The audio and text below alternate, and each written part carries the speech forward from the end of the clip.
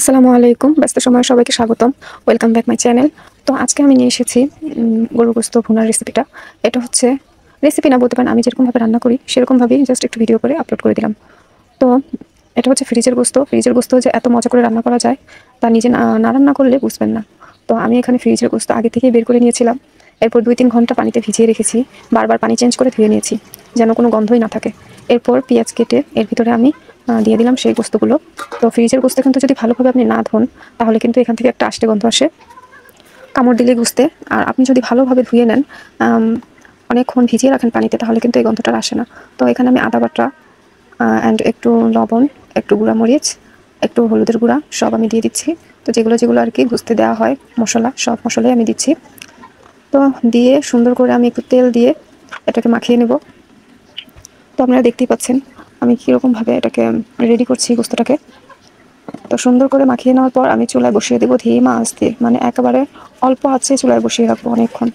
তো ব্যস্ত সময়ে সবাই পাশেই থাকবেন।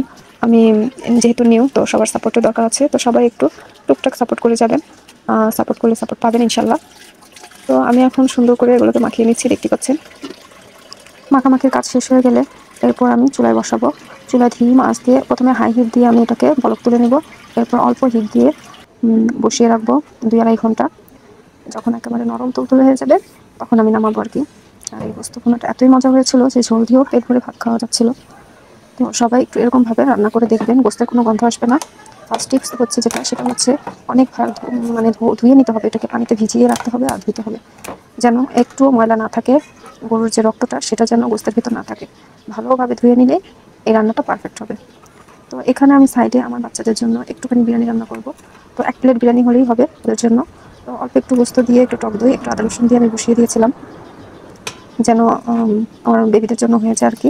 আমরা তো বিরিয়ানি লাইক করি, কিন্তু অতটা তেলের জিনিস খেতে চাচ্ছি না, স্বাস্থ্যের জন্য অনেক সমস্যা হয়ে যাচ্ছে। তো আমার বাচ্চা 2টা খাওয়া দাওয়া একেবারেই অফ করে দিয়েছে, খেতে চায় না। এর জন্য আর কি ওদের জন্য আজকে ভাবলাম একটু বিরিয়ানি রান্না করে দিই, আর আমরা গোস্ত ভুনা দিয়ে ভাত খাবো। তো ওদেরটা আমি সাইডে অন্য চুলায় বসিয়ে দিয়েছি, একটু মিক্স করে ওদেরটা রেখে দেবো।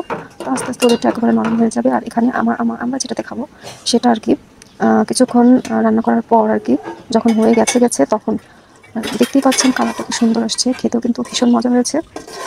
তো আপনারা অবশ্যই একবার ট্রাই করবেন, ট্রাই করে দেখলেই বুঝবেন যে জিনিস দেখতে সুন্দর সেই জিনিস কিন্তু খেতেও মজা। তো আজকের মতো এ পর্যন্তই। পরবর্তীতে আবার কোনো নতুন ব্লগ নিয়ে, রেসিপি নিয়ে আসবো। আল্লাহ হাফেজ।